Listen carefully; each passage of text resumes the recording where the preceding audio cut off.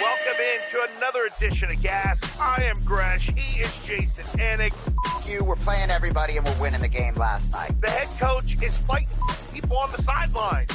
What do you got for me? I know you're a part of the Tight Pants Society. No fucking play is that a gimme, right?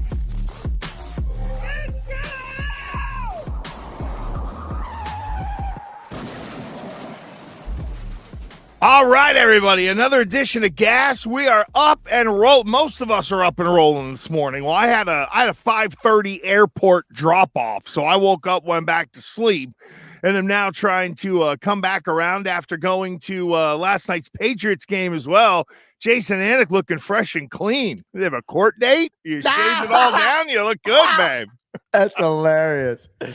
Bro, so you were at Gillette, right? And I'm always on Thanksgiving. Happy Thanksgiving, by the way, brother. I literally sent you a text. I was like, I want to be inside your kitchen because I know you were cooking for the whole family. So you sent me an image there. You sent me an image from Gillette Stadium last night. So I love sort of knowing what it's like for you because I'm sure you get recognized. And it's got, like, for me, if I saw you there, that would be the highlight of my night. I'm not blowing smoke. So any fans come up and say, hey, what are you doing here? AG, yeah, I have a way of hiding. So I sort of know how to hide in plain sight. Oh, you're being serious. No, I'm dead ass serious. So whenever we go up there, so first of all, my wife has been going to these games in the club, Jay, for like 15 or 20 years now.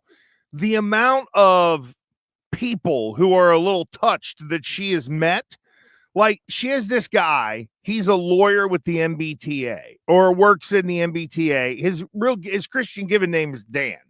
For those who don't know, that's the Massachusetts Bus and Transit Authority. Thank you. Right? My wife thinks this guy looks like Tony Stewart, so she calls this guy Tony Stewart. I never knew his given name for years. There's Joseph's Pita Bread. I don't know if you've ever bought that. The guy Nabil, right, who owns that company, is roaming. So all these people that chances Jay knows who Tony Stewart is. That's pretty good, I gotta say. No, but it's like she's got this like whack pack of people there. So I know some of them are going to come over. And then after a little bit of that, bro, you know what it is? I normally have a hooded sweatshirt on, as you can tell. So I'm just kind of sitting there at a table. And now at Gillette in the club, they give you free food to some extent, right? Like they have gourmet stuff you'd still pay for. But if you want like pizza, hot dog, something like that, and they give you candy as well, I'll go up and get my 2 slices of pepperoni pizza, and I'll get my thing of Swedish fish, and I'll literally go to the table right where my wife is bullshitting with everyone, and I just pop my hoodie up because the people go in and out the door. The air is blowing on you every once in a while, so it's a good excuse, and I can hide in plain sight for at least a little while. And then the game starts, and God forbid I say something during the game because there's dudes behind us who have been there forever that I know. They're good people. We had some schnooks in front of us one year from New Hampshire where the woman, the daughter, like she's like an older adult daughter who it was these people who won the lottery, like stole my wife's purse, and I had to yell at these people and they moved their seats. They went to the red side. They went to the red seats on the other side.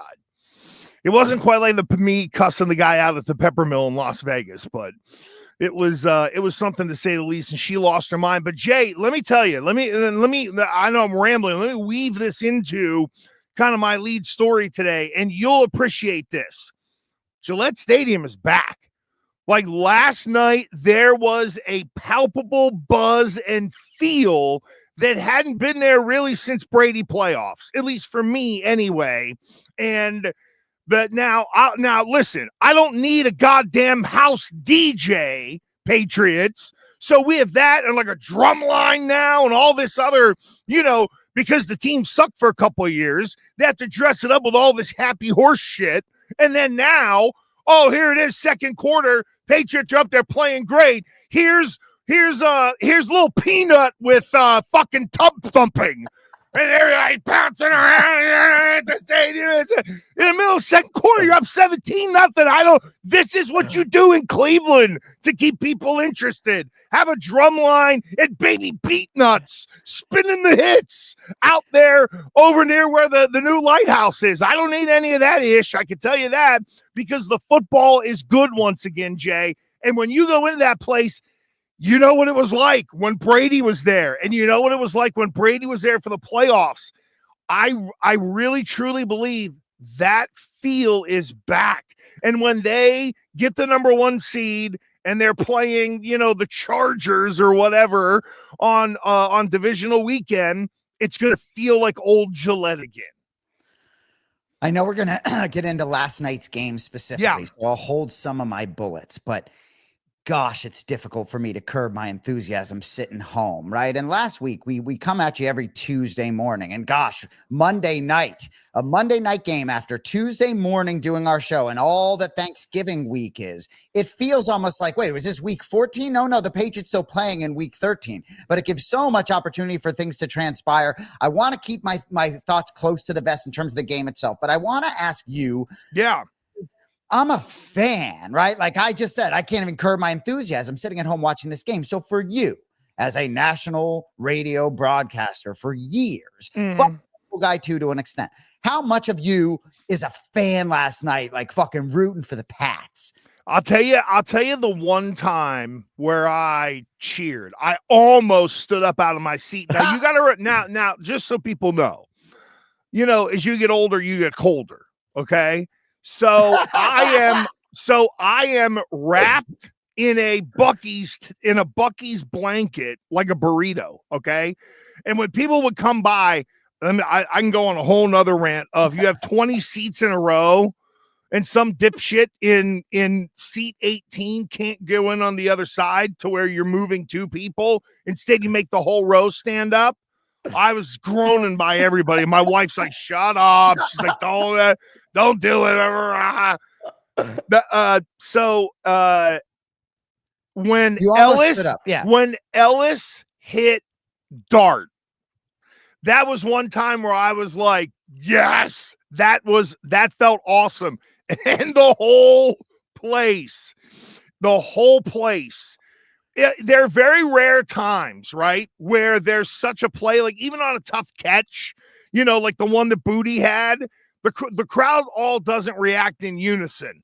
On that hit, that was the rare time where 68,000 people had the same reaction at the same time. And then everybody cheered because he legally knocked the shit out of him. When you turn into a runner, you can get smacked around. I thought it was a great play by Ellis. I didn't think it was cheap at all. And when they showed it on the replay, you could hear everyone almost in the stadium say, that's not a penalty. It was really weird. They put it up on the big boards, and then you hear, all of a sudden you hear people come, that's not a penalty, it's not a penalty. Ah!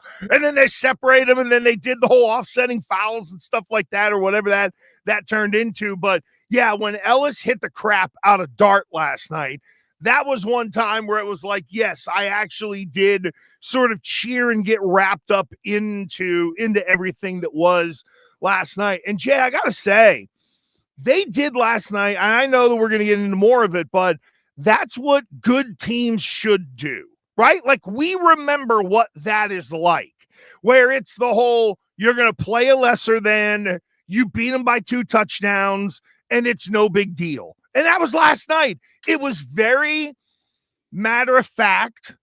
When they got up 17-0, the sideline, Jay, that's one thing I watch when I'm at a game. I want to see the interactions on the sideline, people going in and out. How's the communicating going on? It is. I mean, they're a well-oiled machine with Vrabel. And the one thing I like about Vrabes is, even if the fullback goes in for a play, if that guy makes a nice block, he's getting a little love from the head coach as he comes by. It might be his only play of the night, but it's little things like that. I see positive reinforcement on the sideline a lot, but I also see real coaching going on. Like, Vrabel's not afraid to tell these guys they got to get their stuff together. But man, I love the way their sideline operates. You can tell that the players are having fun. how many handshakes do Booty and Steph Diggs have together? It's just really cool to kind of watch it in the house. And you know me, Jay, I'm pretty tempered, but last night I walked out of there and I said to my wife, because we were thinking of going to UFC 324 out in Vegas. We're thinking of maybe making a trip late January. And I said, we can't go. They're getting the number 1 seed, and they're probably going to be in the AFC Championship game that weekend. Wow. Well, you said a ton there.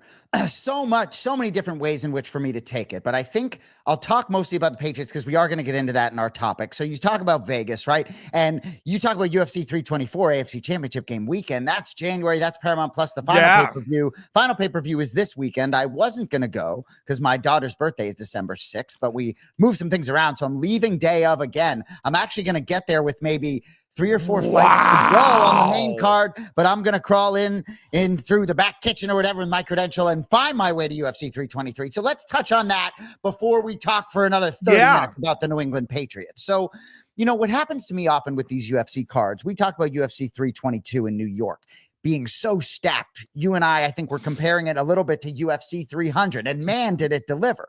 But this UFC 323 card for me, where I was like, whatever, I'm not going out to Vegas. It's just okay.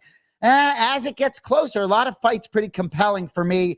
I think today we only got time for the co-main and main event. But what I will say quickly about the co-main event, Alexandre Pantoja, Joshua Van, right? So Joshua Van, it's his 4th time fighting since March 8th. Fought twice in June, fought short notice against Brandon Royval. That was UFC 317. Actually, last time Pantoja fought as well. But if there's a dude who's gonna have any shot to get Pantoja, isn't it the 24-year-old Joshua Van with bombs in his hands? If there's any way this is going to happen, because Pantoja, I know he's got a chin, feels untouchable, choked out his last 2 opponents. I mean, dude's just unstoppable. Already defended this belt 4 times. But for me, it's a very compelling matchup because if there's a dude that can get it done, it feels like Joshua Van's the guy. Yeah, for the flyweights, sometimes the power doesn't translate all the time. I think it does with Josh Van, right? Like he's explosive, but he's also really explosive for the weight class. And I feel what you're saying, Jay, is that if anybody is going to get Pantoja, it's going to be somebody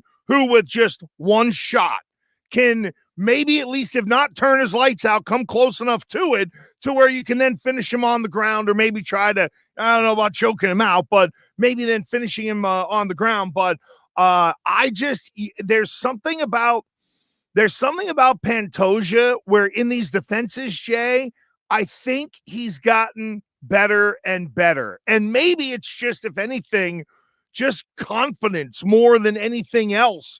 Now fighting these guys at the highest of levels, they're running people at him, and he's been great. To your point, if there is going to be a guy, it's going to be Van because he can turn his lights out. But for me, it is hard to go against Pantoja in this spot.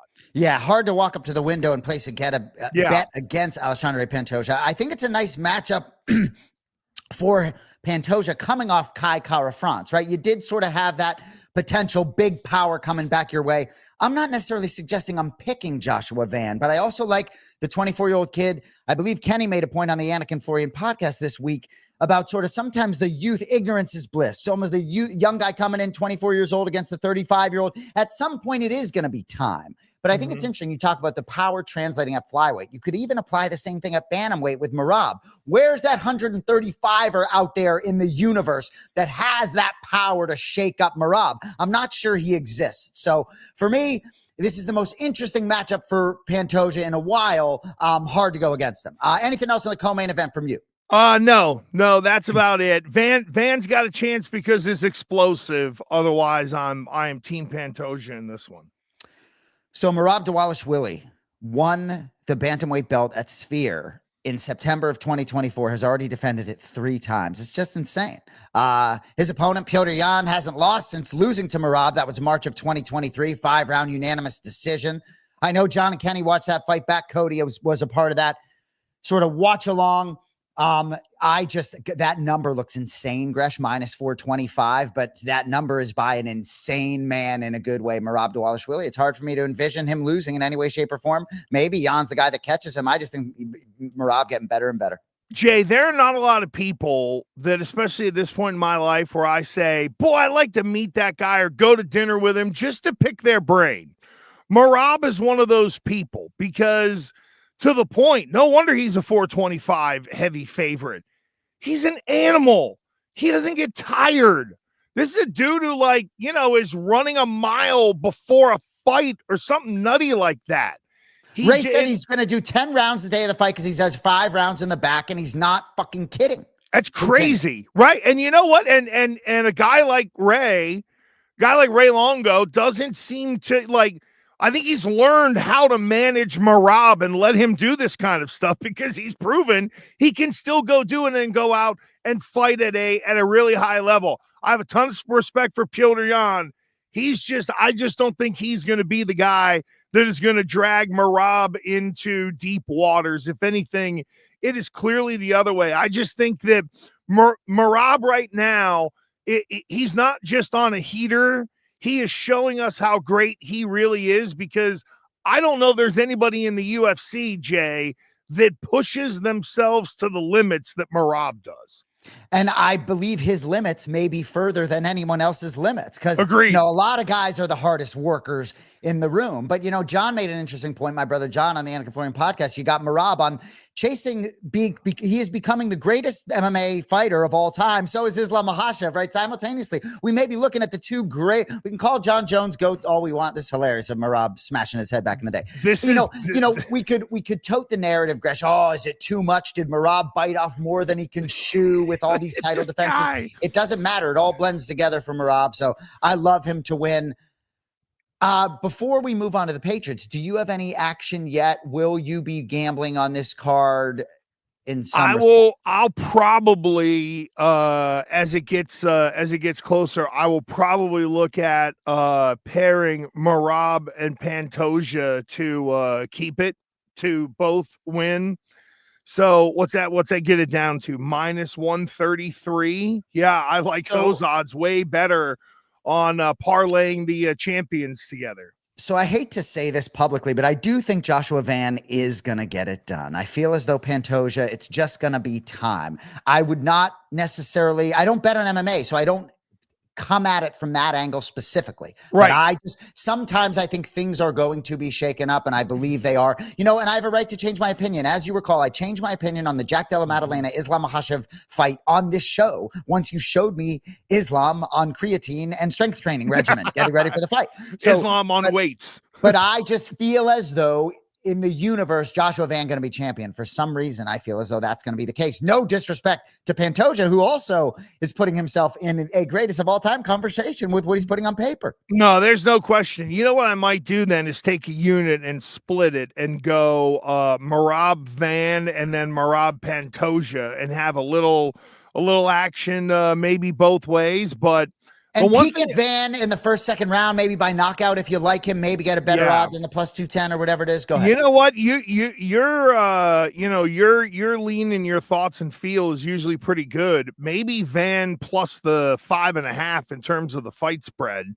If he can get a round or two, then maybe that's the way to go in terms of betting that one. So what is it? Van first round +2,000, second round +2,200. Am I seeing?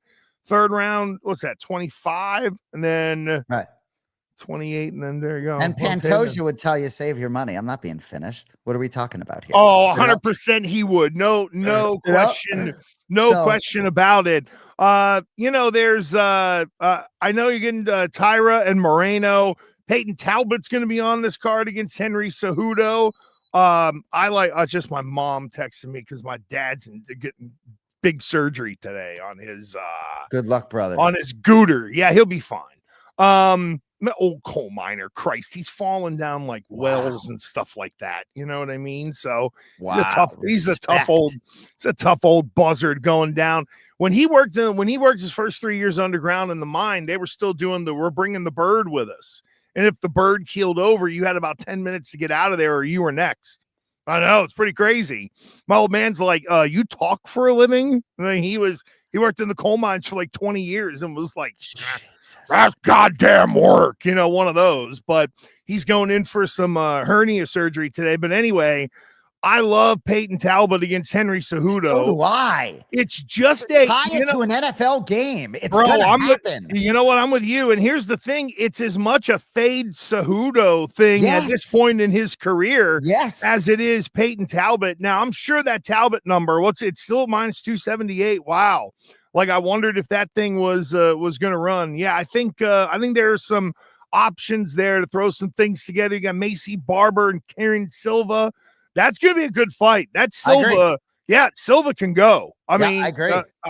Macy Barber's got a tough day at the office there. But, yeah, Jay, it's crazy to think that for the way a lot of – now, I know your world in UFC is very different, I think. But for a lot of us who are, not as close to the promotion as you are, there's very – I don't want to say it's sadness, but it's the whole, wow, this is the last ESPN card. This is the last one that's going to be on ESPN Plus, and then everything is moving to Paramount Plus, and it'll be much easier to follow and purchase this product to be able to kind of run along there. But in a way, Jay, it is kind of the end of an era for UFC, because there was so much in my opinion, there was so much in validating the promotion, right? That quote unquote, ESPN wants to be in business with you. When you think about it, Jay, when we grew up, they would say there were 4 major networks, right? Fox, ABC, CBS, NBC. It's really 5. The 5th major network is ESPN. We don't think of it that way because it's on cable. You don't get it over the air. But in reality, the next biggest network to go along with them is ESPN. And the fact that UFC got fights in through on ESPN Plus, got that promotion, but also had stuff on goddamn ABC. Like, I think we've seen the sport grow. Now, for a lot of people, it's just normal that, hey, I'm going to press the button and it's going to come on. There was a period of time where it wasn't that easy to be able to get this product. And in moments like this, recognizing how far the promotion and the brand has come, I think is one of those things that you stop down and do. When I think of the ESPN era of UFC, I'm going to think of your brother. Well, and I'll tell you, I'm glad that you press pause there to think about that as we just roll in this content-driven world and 7.7 billion. COVID-19 and ESPN, what it did for this promotion, being the only show in town where Dana was trotting out events every weekend when everything else was dark, but it was on television too. It's not just ESPN Plus, right? You put ESPN on in a random bar, you're going to get a fight night. And that ESPN is the default. I've worked in bars in the past where they say no news, ESPN on every TV, right? So that component for the UFC, bringing the blood to television in a way where maybe it wasn't before, I think it exponentially grew the product. And I think that hopefully they'll be able to sort of keep that momentum going in a world where everything's digital, right? It's like, I have Peacock. I don't know why. My wife watched some random Love is Blind show. I think that might be why, or whatever. Love Island, right? That's why I have Peacock, right? So do I have Paramount Plus? I don't even know, right? So, but ultimately, I'm still going to have ESPN Plus. I still think the UFC fans will gravitate over there. And I think there's no secret why Diego Lopez may be headlining in that fight, because they want to blow it out for their first main event. And I would also say this too, that when a lot like I think NASCAR and WWE, UFC has a lot of brand loyalty. And I think those people who have that brand loyalty, who love it, will travel. WWE, now again, I know that under the TKO umbrella, there's UFC and WWE, and they are different products, but when you're looking at the business strategies now, like now that PBR is in the mix, the TKO group, it's like, oh, we'll sell a whole weekend to Kansas City. You'll get a UFC fight on this date, WWE Raw being on this date, and then you got PBR this weekend. And you're doing these deals with these cities, but you're spreading it out, right? So now the brand is everywhere. Everyone respects it.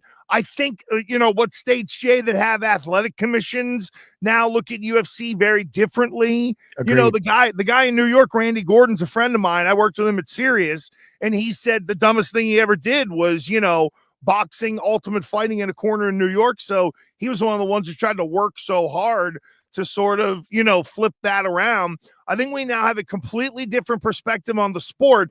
And for those who know nothing about it, like some of these politicos or athletic commission assholes or whatever, ESPN brings that's a big stamp of validation to a lot of these people who maybe don't completely understand the sport or just think it's barbaric or it's what it was, 25 years ago when fat ass Tank Abbott was rolling in the ring. It's a very interesting conversation. One I didn't intend to have today. You use the word barbaric. I'm going to use it to transition to Christian Ellis, and when we talk about that game last night for the New England Patriots, and it got you off your chair, but man, like in an era of protecting the quarterback, right? And you saw a lot of plays the past couple of years, not as much last year, but 2023 and before, where let's say Patrick Mahomes is the best example that comes to mind, where he's skirting along the sideline and no one wants to commit a penalty and he's getting 8-12 extra yards because no one's going to hit him on the sidelines. So that Jackson Dart hit, obviously, the NFL has corrected in a very good way, but that particular hit and the way the Patriots violence and Christian Ellis, what did he do to Gunnar Olszewski on the punt return too? That was Ellis too. And like, that's the type of shit that makes me feel as though this fucking team can win the whole thing. Know what? Right? It's like, you're right. That's what it is. It's like, and what you say about Gillette, it's like, look, those two linemen go down. It doesn't matter. Right. I thought Mike Florio and Devin McCourty were great. Some of the comments they made post show and this morning about Mike Vrabel treating this last week, that Cincinnati game, almost like a loss, right? Where these boys were ready to go. And you talk about them getting a 1 seed. If they get the 1 seed, win one playoff game, you host the AFC Championship game, regardless of the injury, regardless of everything, I believe maybe more than ever this morning, Tom Curran came out and said, they could lose 3 straight games here with the Giants and then Buffalo and Baltimore. It's like, I wish the Ravens and Bills luck in putting together a complete football game to beat this New England outfit. Because anyway, I see you chomping. I'm fired up. But Jay, the Buffalo game is now a hat and t-shirt game. And I know a long time since we've had one of those around here in terms of a hat and t-shirt game and being able to win the division. And you know what? It's a line from Jerry Seinfeld, admittedly, but they used it in one of the episodes, the way a dirt farmer dangles a carrot in front of a donkey. That is the way Mike Vrabel has used the bait, let's say, to keep this team going. And now it naturally takes care of itself. Now that guy can stand in front of the room and say, all of the work that you all have put into this program is now coming to fruition with our chance to win the division here tonight or this week. And I'm telling you, I think that group is engaged. I hear, hey, I got high school games at Gillette this weekend, right, for the MIAA. I got 2 on Friday and 4 on Saturday on TV 38 for those of you watching in the Boston area, right? So it's so I'm on TV 38 and I'm TV 38. I've been texting with people in the building the past couple of days as we've been, getting things set up and asking questions, and we have like our big formal meeting tomorrow on Zoom, but everyone I talk to, every person up there, Jay, I've had conversations with probably 8 different people over text, kind of over the weekend leading into the MIAA stuff. And every time it comes up, people say, Vrabel's just completely changed the vibe here. And it was really behind the scenes as well, where Vrabel just didn't do this on the field. It was off the field as well, of people working in the organization that he either influenced or replaced. Look at this quote from Harold Landry. Cody put this in the chat. I insisted he bring it to the program. The final line, I don't think I could enjoy coming to work more than I do here. It's just profound, right? And look, you don't have to worry about the NFC until you get to the fucking Super Bowl. That's right. Let's not worry about the NFC being better or more elite on top. The Rams didn't win this week. The AFC, we talked about it last week, I've talked about it on multiple shows, is wide open. Wide the fuck open. Chiefs, Ravens, Bills. I don't know. Bengals going to creep in there. Bengals going to go beat the Bills this week. There's so much variance. Yet, if I look at this objectively, right? I'm in the sauna the other day at the gym, right? And it's quiet. There's like 7 fucking sausages in there. And one guy's like, hey, what do you guys think about, who's going to make it to the Super Bowl, right? This is before the Patriots game. This is Sunday morning. Not a single person drops a Patriots anywhere. Right. And I'm like, hey, let's not forget about the 1 seed in the AFC. I know I'm a Patriots fan. I feel as though they are forgotten, and maybe a little bit were forgotten by me with those line injuries. Me maybe drinking a little of the Tom Curran Kool-Aid, being like, oh, they could lose 3 straight. Gosh, man, I'm blown away, man. Just blown away. I know that you and I are in a picks to the death contest, and there was a small part of me that was going to try to talk you out of going with the Giants, because I was very much feeling the other way. But Jay, you mentioned the AFC playoff structure, right? And the NFL gives us media rubes a little access to this NFL website that gives you the standings currently, but also the breakdown of like the conference wins and things like that. Here's Jay where Kansas City is screwed. If they win 5 in a row, they'll push their way to 11-6. But they'll only be 8-4 in the conference. And that's one of your first tiebreakers. Right now, Kansas City is 3-4 in the conference. For comparison, the Chargers are 7-2. Right? So just to see the difference in one of the bigger tiebreakers in the AFC, you're looking at those conference games like New England and Denver are 6-2 with, a batch of AFC games still to go. So for Kansas City, they have no margin for error. And Jay, I'm way less scared of them now than I was 2 weeks ago. I thought Kansas City coming in would have been a real problem. I think if Kansas City goes into New England, they're just going to run them over. And like Denver, the only team that scares me of those 7 is the Patriots. If I'm being honest with you, that's the only scary team right now. I mean, like Denver scare you. They should have lost 4 of the last however many in a row they've won, but I do think, interestingly enough, when the Patriots are going to face a desperate Buffalo team, a desperate Baltimore team. So it'll be interesting to see how those games go down. And as we shift back a little bit to last night's game, you're going against a pretty inferior opponent. And I'll tell you, you can be sure. The reason I picked the Giants last week was Jameis Winston, right? As soon as I found out Jackson Dart was playing, even though I like him to some extent in the future, I like what he does with his feet a little bit. Oh, I love the Patriots when I knew they were facing that rookie quarterback. Jameis Winston has seen a lot of different things.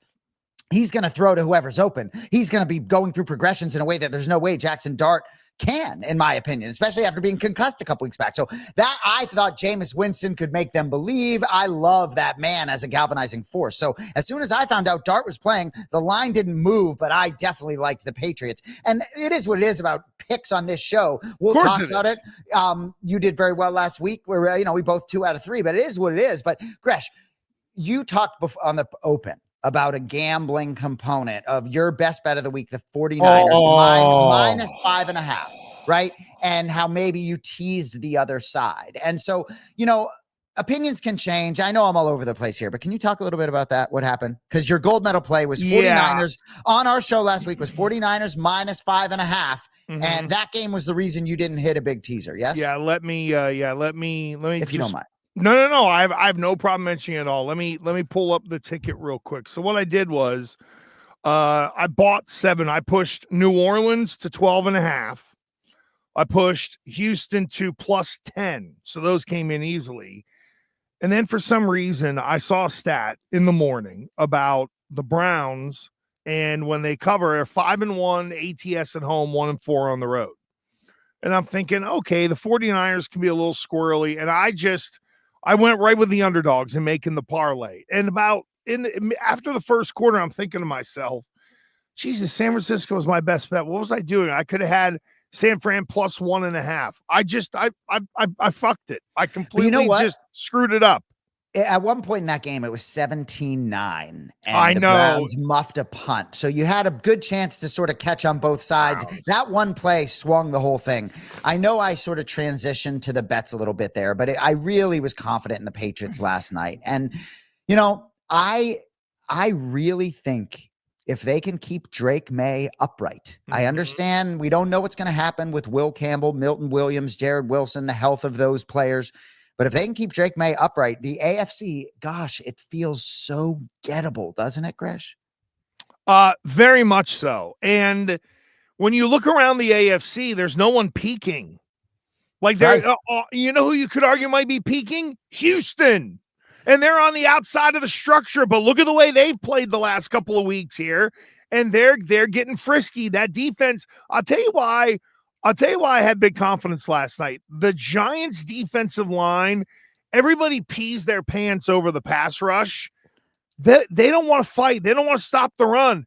Like, Cleveland's got the great individual pass rusher, but they play the run really well, or they play it tough. Same for Houston. They play the run tough. Yep.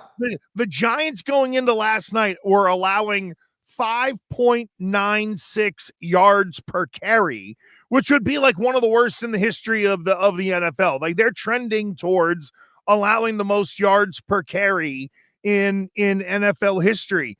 They just don't want to stand up and fight. And there's no discipline on that football team with Carter. First of all, the funny tweet about, I don't know if you saw that out there, people were falling for it at the game last night. Oh, Abdul Carter's not playing because they caught him watching porn. And I'm like, no, he was late. They would tell him to turn the porn off, if anything else, in a male-driven environment. Been there, done that in certain locker rooms, for crying out loud. There's always weirdos on the laptop, they're watching. But anyway, I just, that defensive line, man, like, everybody talks about it, and it's great to have a pass rush, but if you're in 3rd and 3 all night, like, it felt like that Giants pass rush was nary a problem last night. Yep.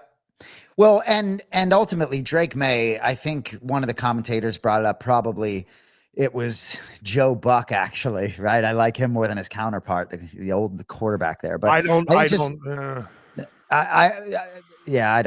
What am I saying? Did I just say I like Joe Buck? This show's getting off the rails. But alluded to, no, it was probably Aikman talking about Drake Maye stepping up in a way in the pocket. You talked about this earlier in the season, but he's stepping up in the pocket very decisively, maybe in a little way that he didn't do last year. But it's just Drake Maye. Every time there's a play to be made, he makes the play. And as we transition, talk about the NFL overall, it's like you look at the Patriots in all 3 phases. It's like, and oftentimes, casual NFL fans, you talk all about the NFL, you talk all about the offenses, you talk all about the quarterbacks, the receivers, the running backs, but this New England defense quietly, right, is good at all 3 levels, right? Is able to sort of play really well on that line, despite not having Tonga or Milton Williams last night, if I'm not mistaken, right? I mean, I know they're going against a Giants team, but this team is oddly deep. It's unbelievable how they've turned the page. I just believe them to be a true contender. And if I'm one of these NFC juggernauts, I mean, who are the NFC juggernauts even, right? As the Rams and Eagles both go down this week. And it's fascinating. I mean, Patriots, are they not the best team in football right now, Gresh? Yeah, they, in theory, they should be. Now, I know there's percentages there of who's going to win the whole thing. And LA's looking the best at 17%, and then Philly, and then there's New England. But yeah, Jay, I think really, you said something very profound that I think we have to remind ourselves over the next two months or so. And that is, right now, the NFC doesn't matter. There's a whole side of the bracket that we don't have to concern ourselves with. It's really, what is the path going to be for the Patriots? And when you look at those wild card teams right now, I'll tell you what, Jay, the first of all, get the number 1 seed and you avoid the mess. But let's say New England is the 2. I'd be more afraid. Now, again, we got weeks to go. Right now, I'd be more afraid of Houston than I would be any of the, other teams or the ones on the outside looking in. Give me Kansas City, because defensively they're proving to be soft. The Steelers are flawed. Right now, the Texans are playing championship defense. You took the words out of my mouth. The teams that I fear the most aren't on that bracket. And I actually believe that the Bengals, stranger things have happened, right? You don't think they can go in and win in Buffalo, right? With Joe Burrow? Who knows? The Bengals could win out. That's a team I most certainly don't want to face, right? I'll tell you right now, the Bengals go 9-8. They're going to win that division, in my opinion, right? Because that'll mean another win over Baltimore and Pittsburgh, right? You know what? Here, I'll pull up the schedule. No more right against here. Pittsburgh, but if they win at Buffalo, they're home to Baltimore, at Miami, home to Arizona, home to Cleveland. Those last 3 they can win. That's kind of a New England game for that schedule. team. So to me, that's a team I greatly fear, believe it or not, because I tell you what, Joe Burrow. But hey, you know what? We talk about not worrying about the NFC. It wouldn't be the first time the Patriots shock the world and beat the Rams. Let's say the Rams maybe would be favored over the Patriots. Good, but I'm curious how healthy and in shape Milton Williams and Will Campbell are going to be when they come back, right? Like I really believe in the reps, right? Everyone talks about basketball shape, right? And you all of a sudden you see, we talk about the Celtics, right? Peyton Pritchard, right? Derek White. I feel like they're getting in basketball shape. We're a little more under the jump shot, if you will. So I just worry a little bit about the health of those guys, because I do believe if they're really going to make magic and hoist a trophy or get there, they're going to need those guys to be firing. Oh, no question. And slap the old knee brace on them. That's where the bye can really help. Like, I think and in particular, those kinds of injuries, Milton Williams on the short-term IR, and I know they have some pretty decent depth on the practice squad, as kind of shown last night. You had some people in the organization, but I'll tell you this, you get that bye, and a lot of things take care of themselves for New England. You know, we're back to those days where you get the bye. That is extra weeks where you get to practice. And I think we do need to remember, Jay, that for as much as there are a healthy amount of veterans on this squad, there is something to, as a particular group, you feel what I'm saying? Yep. Growing as a playoff team. And that is one thing, like we have to remember they're young and they could Lamar Jackson it, right? You're at home, divisional round, you slip on the banana peel that one time, and the next thing you know, you're eliminated. So I think we need to just remind ourselves, as giddy as we are, that the playoffs is wrought with complications, and to skip around, oh my God, the value of that now, especially for this New England team, given the injuries in the trenches, it would be so huge for them, so huge. So the Patriots have won 10 straight games, right? And what I loved about last night, you talked about like the blowout component, right? Like elite team, you just blow teams out. And they did this a little bit early in the season. Look, they had some games that were sort of tighter, you know, even like that Thursday night against the Jets, felt like the Jets hung around a little, never really felt like the game was in the balance. But some of the games that they haven't blown teams out, like you're still winning a game at Tampa Bay. You know what I mean? A game against the Falcons, which was kind of a choppy game. They win by a point, but it's a tough defense, right? So they've made it through some of these games, even though the schedule doesn't look as good. They've still emerged victorious, won every single one of them. I tell you what, man. Well, I'll tell you, couldn't be more excited. The thing that stands out to me is like Carolina. They caught them early in the year before they turned it around. You know, they pumped them 42-13. Okay, you went on the road to New Orleans. Now, New Orleans isn't a great opponent, but it was the middle of 3 straight on the road, and you went down there and won by 6, I think it ended up. Played Tennessee down there, blew them out 31-13. Browns blew them out 32-13. You mentioned Tampa. That's a 5-point win against a playoff team on the road. That's pretty goddamn impressive. Yep. They beat the Jets by 2 tuds. They beat the Giants by 2. This is the way championship New England used to handle things. They would play these teams and beat them by 2 scores, and they'd make it look easy. And that was kind of last night. And I think, Jay, for us as Patriot fans, followers, covering them, whatever, we have a deep bank of emotions to pull from, both good and bad. And when it starts to feel like the old days for me, that's where, you know me, I'm slow for the stamp of approval, but they're blowing out the really bad teams. They've been consistent. They have a great spirit about themselves. I still do think there could be one turd game along the way. Every team usually has a stinker. Even when Brady was here, there was a stinker. Jay, if they avoid the stinker and get the number 1 seed, they may just be telling us with the results how much better they are than everybody else in the AFC. It really is unbelievable. You know, you think back to what Bill Parcells' great quote was about, you are what your record says you are, or you are. And it's not even about, it's to me, forget the record, forget the schedule. It's like about what we're looking at. Do you know what I mean? It's like, I can't wait to watch them play against good teams, because every time they play a team that is good, they find a way to get it done as well. So it's going to be interesting to see how it all shakes out. Everybody loves prognosticating, right? And everybody loved talking about the Rams being the best team in football last week. And then they go at Carolina and they lose. And has anything really changed? Like, the Rams are still, to me, the class of the NFL. If I had a vote, I'd probably still go that way. But it's really interesting. I think the Dallas Cowboys, my sister's husband is a Cowboys fan.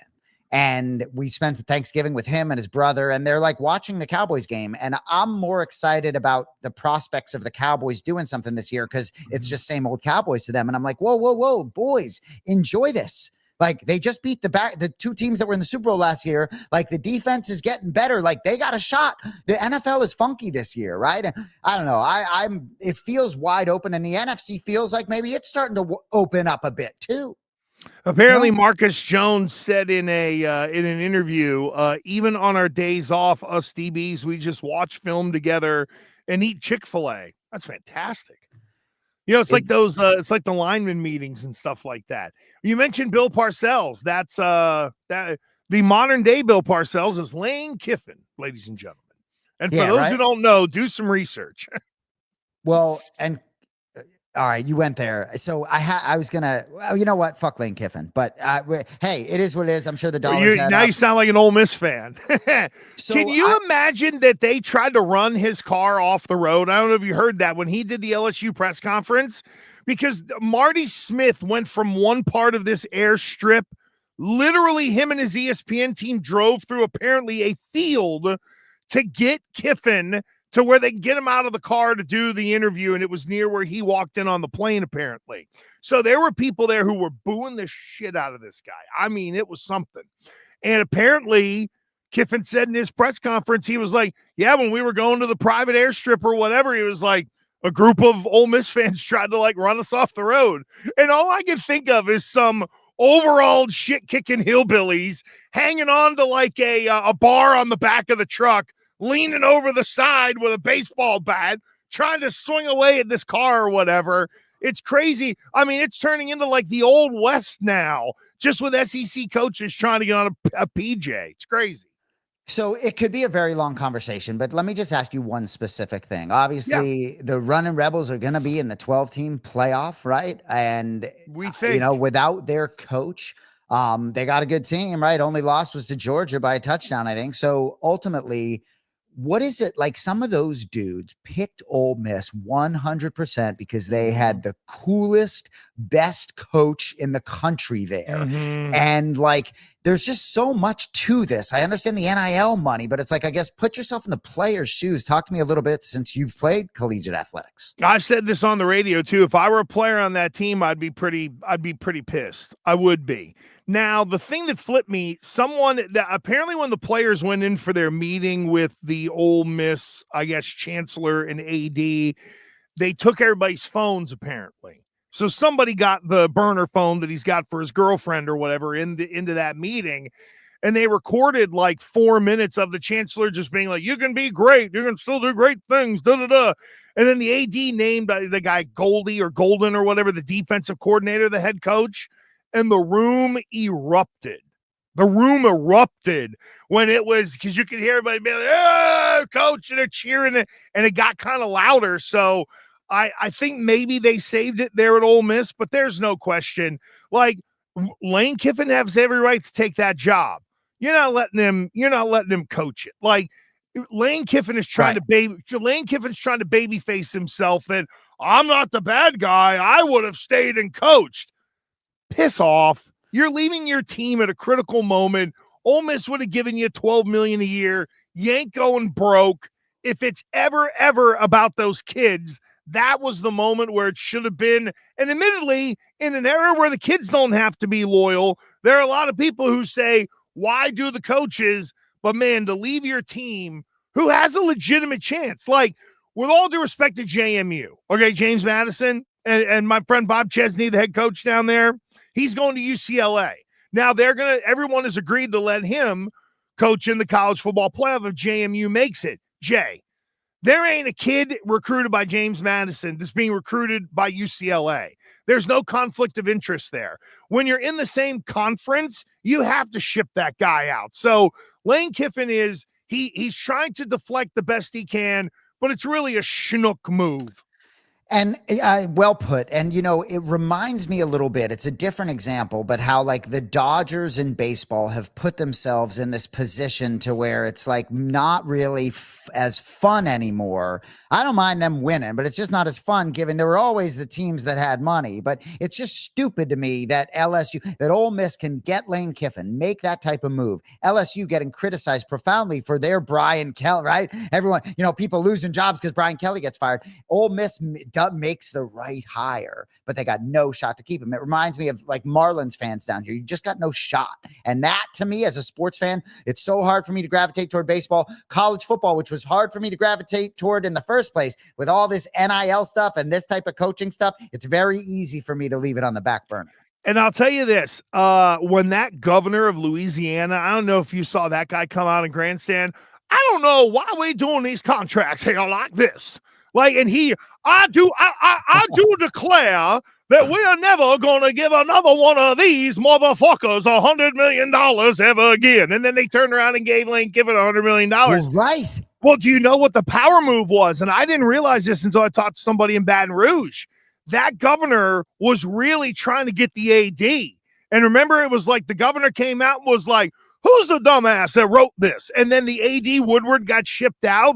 Apparently, the governor didn't like that guy in particular. So while the governor looks like an idiot for saying, we'll never give another person $100 million ever again, and they turned around and did it to Kiffin, he got the AD out, which was the real play. So that governor, like most of them, gets in front of the camera, woof, woof, makes a dope of themselves, but he got what he wanted. So he got that AD out of there. He got to put his guy in. Apparently, there's like some escalators in it that might make the governor a little happy, but it's not much different apparently from what the Brian Kelly contract was. That governor just used that move to pull a power play to run that athletic director out of LSU. I mean, that's some wild shit going on when you think that is politics at its finest at LSU. I would love to know, and we will find out the difference in dollars for Lane Kiffin. Because I think if Ole Miss had matched every dollar, he's still going to LSU, right? Agreed. Yeah. He was going to LSU because of they can win national championships here, allegedly. It's also the place to where if you're 7-4 for 3 straight years, they may not be very patient with you. And Lane Kiffin, could end up getting shoved out into the sweet good night if he doesn't hold up to the lofty standards of these people who have clearly lost their way in the leadership at LSU. So as we shift to our week 14 bets, pick them. There are things about the Patriots and listening to you talk about not going to UFC 324 in January because of the idea that they're going to be potentially hosting the AFC Championship game. I might be doing live pre and post right on the field. Yep. So I got to be there. I have to take it seriously. Jay, I've told the story before. When I was on the Patriots Radio Network, I used to have to tell Betsy, I would say, we can't plan nothing until the Super Bowl's over. And she's, it's kind of like, all right. And a lot of times whenever they would go to the Super Bowl, my father-in-law would be like, he'd look at the rest of the family and be like, hey, Andy's going to be there covering it. Do you all want to go? And the next thing you know, he's booking out a Super Bowl trip because he just wants to take everybody, right? So she's been to a bunch of them. You want to hear something wild? My youngest at 23 has already been to 5. Wow. That's crazy, right? But in our house, we have to take the schedule. I have to take the schedule seriously. And yeah, we were trying to find the way to get to 324. And then I said, wow, that might be championship weekend. I'm like, we're going to take the red eye back. And that's like a no-no in our house. That does not happen. Yeah. And so where I was going with this, sorry. You led me well.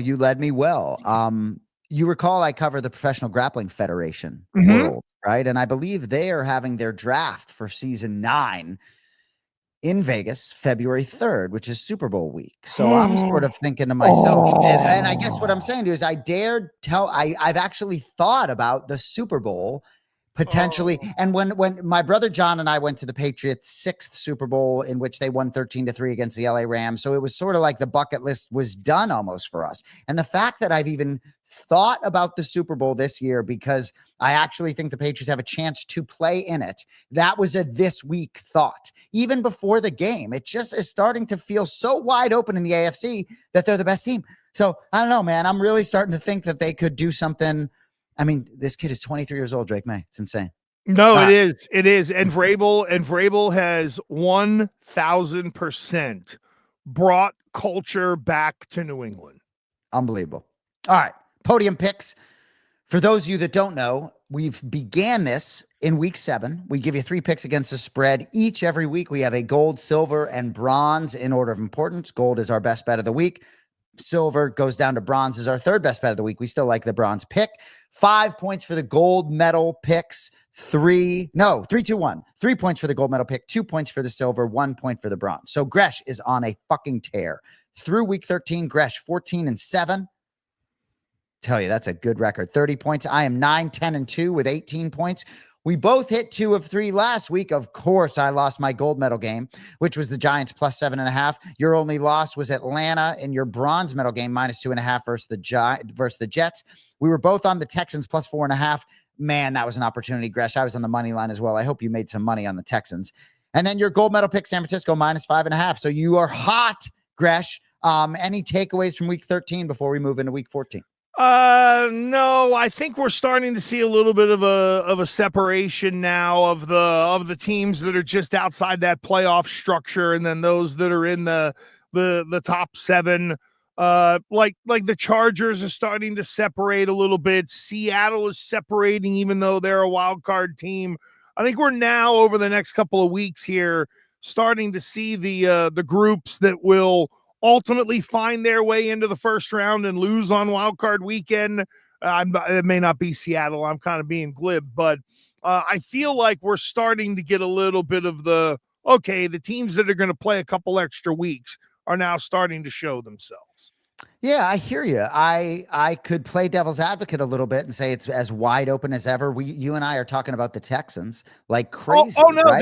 there's no great team, but I'm talking about like your 5, 6, 7s and your 7, 8, or yes, your 8, and 9, I'm saying I disagree with you. I don't think it's crystallizing. You mentioned You mentioned the Chargers. They lost 35-6. They had a bye week and then they beat the Raiders. They still got to prove it to me. So I guess for me, I think it's doing anything but crystallizing. I think the back end of both postseasons are really going to be wide open. But anyway, maybe that was not the point you're making, but you remain in full control of the board. So why don't you give us your bronze medal selection for week 14? You know what? I think this team is catching a whole bunch of flack right now. They create their own drama, but they usually find a way to battle through it.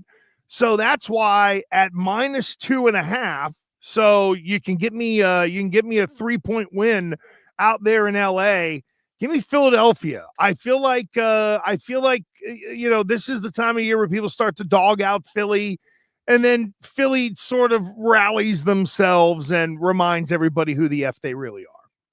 Love that. Love your breakdowns. And I've been tailing you in my sportsbook account, by the way. I make notes and I've been tailing you because you're hot. So, you know what I mean? Like, I host another show with a 49ers fan who liked the Browns last week, but I rode with Gresh minus 5.5 because your gold medal selection. I mean, we could see how many gold medal selections you've hit before. So I see the Eagles minus 2.5 as your selection, and it gives me a little bit of juice at wanting to play it, not only because I like Philly, but because you're hot, if I'm being honest with you. And I do like that spot. That Chargers offensive line still remains a little bit of a patchwork. That Eagles defensive line could do some things. So yeah, I like that quite a bit.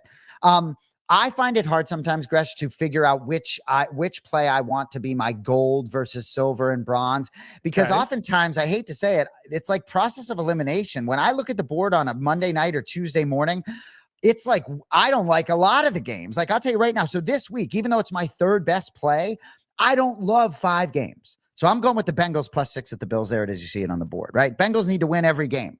Forget the points. Like, they were 7-point dogs last week. They win outright. I just think it's going to be close. I don't know what Buffalo is. I don't believe in them still. That Pittsburgh game was funky last week for Buffalo. I think Aaron Rodgers going out of that game, Trubisky, back up there is escaping me. Comes in, throws a pick right away. But anyway, the Bengals defense, we talked about against the Patriots, sort of didn't look like that collegiate outfit. They looked a little bit better, certainly looked a little bit better against the Ravens. So I think the Bengals can hang here. The Bills are 8-4. It feels almost like they should be happy to be 8-4, given that it's been a little bit of a bumpy ride. Maybe they get T. Higgins back from concussion in terms of Cincinnati. The Bills are going to face the Patriots off a bye week after this game. So I do think the Bills know they got to handle their business here. I just think the desperate Bengals keep it close here, so I'll take the 6 points. You know what? There is Rudolph, excuse me. Jeez. There it is, Mason Rudolph. You know what it is, though, Jay? There is a theory that an old-time handicapper once told me about.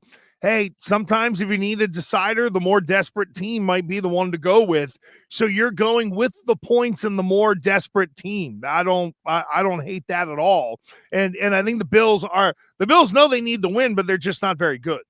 My silver selection, I'm gonna stick with the Texans. Why go away from them right now? And I'm in the camp that Kansas City is cooked. Defensively, they're not what they once were. They're just a tad off offensively. But here's the big thing, Jay. They can't run the ball. Kansas City can't run the ball worth a damn this year. Houston is so good. Their just natural defense, I think, slows down that KC run game. And then it gets into exotics and getting the pressure that you need to on Mahomes, and your offense not spinning the bit either. But I really like the Texans plus the 3.5. You know, I could see, even if Kansas City wins with a late field goal with the hook, I'm still covered. Absolutely love it. And I love that you went right back with them. I like them a lot. I'm going to peek at the money line too. Right now, the Texans to make the playoffs are minus 155. You could have got a much better number before. Now I'm looking at Hard Rock Bet here. The Chiefs, right, are plus 115 to make the playoffs. Yeah. Very the odds, interesting. And the odds have completely shifted on them. And yeah, so I absolutely love that. And, you know, we've talked a little bit on this show about when one loss becomes two or bounce back spots or whatever it is, or, you know, it's like the Texans plus 3.5. Even last week, as we were starting to feel the Texans, it was like, how are the Texans getting 4 points? And it closed at 3. So I love that. All right. My silver medal selection, I may regret this one, Gresh, but I'm going to take the 6.5 points with the Bears at the Packers. Right now. So to me, this, I like that you like the other side right now. I don't want to overreact. No, I'm curious to hear your breakdown. I appreciate it. And I don't want to overreact to what Detroit losing to Green Bay on Thanksgiving and what Green Bay did. In terms of Jordan Love, I do believe that when he sort of lets it go and is a little bit wild and aggressive, that benefits him and it gives him that sort of moxie that maybe a guy like Drake Maye has even when he plays poised. I think Love needs to be more aggressive, more like Brett Favre, actually. But every week I look up and the Bears win the game or it's close. You know, they lost week 2, the Bears, 52-21 at Detroit. Since then, they've won 9 of 10. I believe they're the number 1 seed in the NFC, if I'm not mistaken. They are as of right now, yeah. So, and I still don't believe in the consistency of Green Bay. I think Green Bay has a chance to win the whole thing. They're better statistically than the Bears. But the Bears are just in all of these games. Their turnover differential for the Chicago Bears is plus 17, which a lot of people say, oh, you know, it's going to come back the other way. But it also tells you that they're protecting and taking care of the football. The next closest team is plus 9 in turnover differential. They're lapping the whole field. So that to me makes me also inclined to take the points in a division game. And look, am I believing everything in the locker room celebration? Good, better, best? Like, no, thank you. I'd much prefer Mike Vrabel than that Ben Johnson stuff. I can't wait to see how that goes all the way through, you know, taking his shirt off, good, better, best. So ultimately, it's not going to surprise me if Green Bay rolls here at home, but Green Bay hasn't proven to me they can play like they did on Thanksgiving every week. So I'm going to take the points. Yeah, this is like what I call convergent stats. They just bang into each other. Relative to this matchup against Chicago, the Packers are 10-2 ATS in the last 12 meetings. However, this year, Packers are 1-6 ATS and 4-2-1 outright when laying at least 6 points this year. So historically, they've done well against the Bears, who've also been run by a bunch of slaps, admittedly, and the Packers have been able to take advantage of that. Jay, I like your lean because I don't trust the Packers the Packers are not good enough to be a 6.5 point favorite against a comparable team. This is a number this is going to be the number, Jay, where it just doesn't look right and you should have rode Green Bay because everybody was on it, or the rest of us look at it and go 6.5 for Green Bay. What the F? And you go the other way and bet Chicago.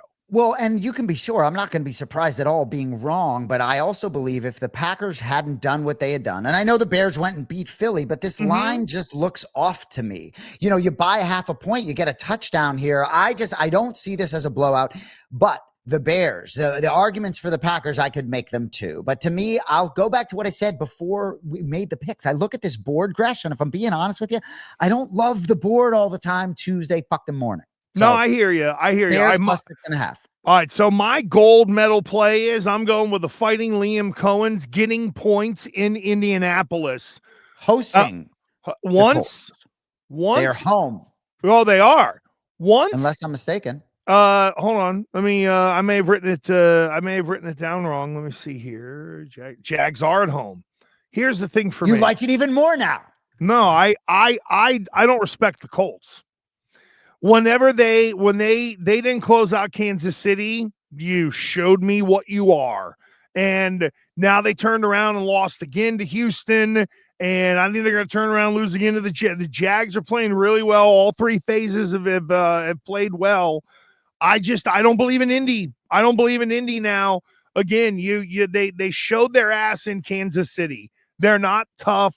I don't think they're going to close. Here's the other thing, too. For as much as people were all over Danny Dimes at the beginning of the year, Jay, that's not a guy who's going to go, oh, let me play the role of Superman today like Josh Allen and just go get a win. I don't believe in – I know you're a Danny Dimes guy. I don't believe in him at all. I think Indy is ripe for the picking here for the Jags. The Indy swoon is about to begin, or has begun, I should say. I love the angle. I love the breakdown. You know, and you talk about Daniel Jones. He's playing with a fractured fibula. You know, and like that's a real thing. Did you hear, by the way, what happened to Anthony Richardson?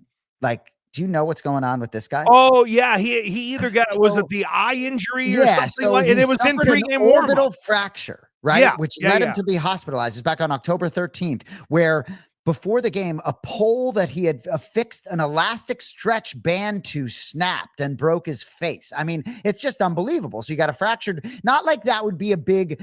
Not like that would be any better with Anthony Richardson, but I don't think Daniel Jones is healthy. And those of us that like Daniel Jones, we like his movement ability, even though he trips when he has wide open touchdown. So, but no, I like the lean in that spot. And I do think Liam Cohen is hitting more right buttons than wrong ones. I don't love everything. And Trevor Lawrence last week played one of the first games I've seen mistake-free ever out of him. I bet on him to throw an interception. He most certainly didn't. So I like your analysis there. What I would say, to play devil's advocate a little bit, depending on the health of Indianapolis, that's one of those spots where I'm like, this is one of those NFL games where you almost got to look at the other side of it because maybe Indy is going to revert back. But that's devil's advocate. I'm on the same side as you there. One other quick thing. Yep. I think for Liam Cohen, it's cleaner and easier for him to run his offense when Travis Hunter isn't in it, because you're not thinking about where am I putting him? How am I getting him the ball? Oh, I need to get him a touch to keep him in the game, that kind of thing. Now Liam can just run the offense and not worry about it. It's a great point, and I think that probably has some relief for Trevor Lawrence a little bit. Not of it, you talk about sometimes Brady didn't have to hone in on one guy, right? Jalen Hurts honed in on A.J. Brown last week. He had a couple touchdowns over 100 yards. They still lose the football game. That's really interesting stuff there. And Liam Cohen, bringing in Jacoby Myers, right? Which I feel as though Liam Cohen, a lot of people are like, what do you mean bringing in a receiver? Well, because they're trying to win a Super Bowl this year, and he's been good too. And you're bringing in a slot receiver, which great offensive coordinators like Liam, like McDaniels, they know how to chew you up with the guy out of the slot, but you got to have the guy who's got the balls to run him over the middle. That's where Jacoby Myers really earns his money. He's not afraid to go over the middle where some of these guys are. Totally agree. So my gold medal play here is trying to sort of pick a spot a little bit of a reaction against what happened the prior week. So I'm betting on the Rams -8.5 at Arizona to bounce back after losing at Carolina. So, sometimes I try and look for the blowout on the board. I think this may be the blowout on the board. I think the Rams are pissed. They were anointed the best team in the NFL by everyone, and then they lose to the Panthers. The Panthers had 2 fourth-down conversions for long touchdowns. It was a little bit of a fluky game. The Rams came back. There were a lot of lead changes. They did some good things. I just think going against Jacoby Brissett and that team who's lost 4 straight, I just like their chances to go handle their business. Last year, this game, Cardinals beat the Rams at home 41-10, September 15th. I'm sure Sean McVay is reminding them about that. And also, the number 1 seed, they had a tight grip on it. It's gone. Certainly not as tight a grip now. So next 2 games, home versus Detroit, at Seattle. I think this one is a must. I don't think they play with their food. I think they roll here. So I'll lay the 8.5 with the Rams at Arizona.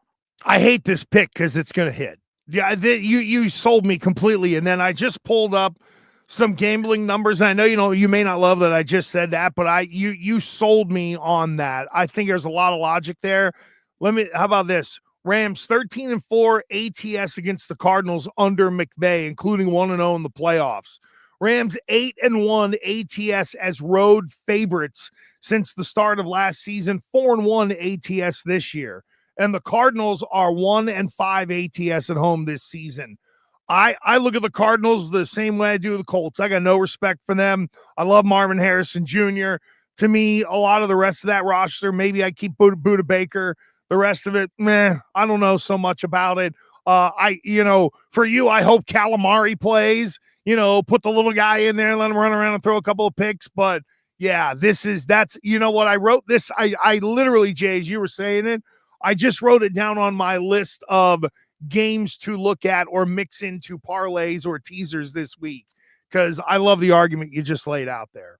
Well, and I'll tell you right now, maybe you heard this, maybe you didn't, but the Jaguars Colts game, you heard me go devil's advocate a little bit and say, maybe this is one but you convinced me. That was a game that I looked at. It was interesting. As I go and I look at the board, I'll have maybe a lean because I'm trying to pick 3 games. So I'm trying to pick a side. So when I first looked at that Jaguars Colts game, I maybe leaned Colts, but I moved past it. I wasn't going to make a selection. But now hearing your breakdown and talking through that game, I feel more convicted. And yes, you've convinced me on the Jacksonville side, but I also have to try. I've talked to a lot of smart sports handicappers who play this league early in the week and they forget about it, right? Whereas I am not so much like that. I like to see how things play out. I played the Washington Commanders at the Vikings very early on. As soon as I saw the line come out, right? Commanders, I think +1.5 or whatever it may be. But I don't know how much I'm going to like that as it goes on, So I think, but what I will say is I think you've sold me on the Jaguars to the point where I really believe in fading the Colts again in this spot. So good stuff. I threw your picks together in a 3-leg parlay. Why not yours? Well, $10 will pay 71.78 on yours. I have to calculate. I can calculate mine. What I was trying to do, and for some reason, when I go to UFC and then Fight Lines, they don't have the main event listed there.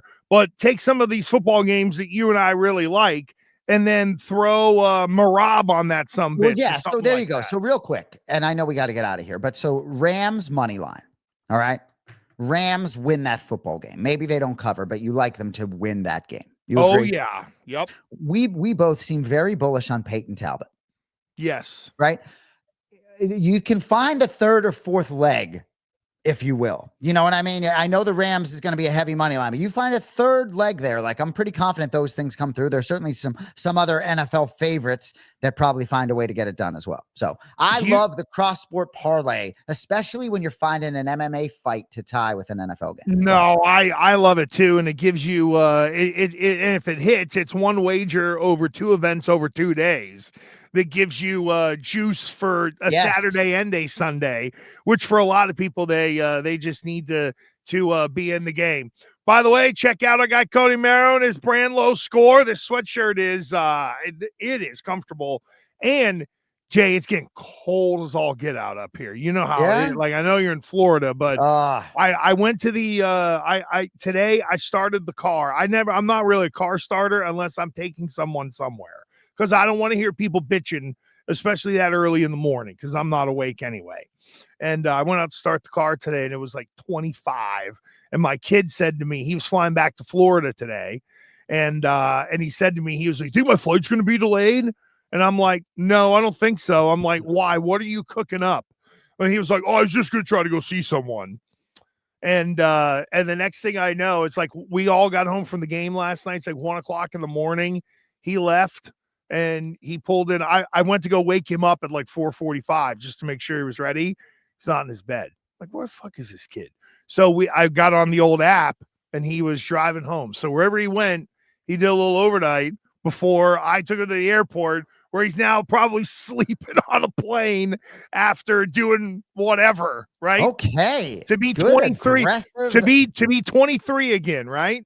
Good aggressive utilization of those few hours prior to getting on a flight. Yeah. And he pushed back going back so he can go to the Monday night game. So he's the one who is my youngest is, he likes football. He'll go. My oldest is the one who's like got banners hanging in his room and shit like that. Well, what a maximization of a 7-8 hour window of your life. Seriously. Yeah. It's unbelievable. And I don't know. I mean, I'm just assuming, right? Like I'm assuming what the night was. Good for him. Right. I mean, he's not going out driving a snowplow somewhere. I don't think. Oh my God. It ain't that. Just to let you know, it's going to be that bad up in Cody's part of the world today. Well, yeah. So my younger brother is down here visiting for Thanksgiving. He lives in Maine. He got stuck down here for an extra day. But I will tell you right now, Gresh, it's 85 degrees outside. Feels like 89 tonight, though, Gresh. It might drop down about 67 overnight. Sleep well a little bit, but then you're just going to wake up tomorrow, another beautiful day. But I, as I get older, I just appreciate it so much. Are you a windows open sleeper when it can happen down there? Because I know the climate is so different. I love that you asked the question. My wife is from LA and we met in LA and it's windows open all the time. You never use AC in LA ever. Most places don't have it, but down here, a lot of bugs down here, Gresh. So you don't really go, you can go screens here or there, but even the humidity is such that other than a few nights a year, it's almost like feast or famine. It's almost like too cold to open them, or it's humid at 70 and you don't want it. But I hear you. We found for our little backyard oasis a little thing called Mosquito Squad, and they come out every 2 weeks and they nuke the bugs because we have woods behind our back fence. Forget it. And it would be really bad. So it's almost like we have to have it if we want to enjoy the backyard. And there are a few things that I have been told, no, we're paying for that. Like my wife's normally not that way. Normally I could do it. She's like, no, we're doing that. Yeah. She's like, don't ever take it off the list. She's like, I'm just telling you right now. So for 10 years, we've been really good with them coming and nuking it, but it's tough because like some people get, real uppity about that. All right, I shouldn't do that. It's like, listen, I'm not wiping them off the planet. I'm just trying to keep my backyard from being full of insects. I don't want to wipe them off my forehead. Yeah, exactly. I want to use my pool and not have to like dive into the water to get away from the bugs and stuff like that. No, you gotta do it right. And anyway, good luck to our guy Cody, who's on a little trip right now. If you follow at Cody_Marrow, at Cody Marrow on Twitter or Instagram, you may end up seeing why I'm going to say deer jerky is delicious. And that's no lie. And I think our guy Cody knows. Have you ever had deer jerky? No. Have you ever had a venison steak? Have you eaten? Cody's hunting. He's just sending us some. All right, Bone. Oh, dude, he got one, man. There's our dude. There's our guy. And you know what? And he even put in the chat, venison jerky is amazing. It really is. Wow. Yep. Deer jerky, turkey jerky, all that stuff. It's way, way better than you think. Impressive. Yeah, good stuff. All right, that's it for us. Hopefully we got the picks. Cody's got the venison. We will see you next week here on Gas.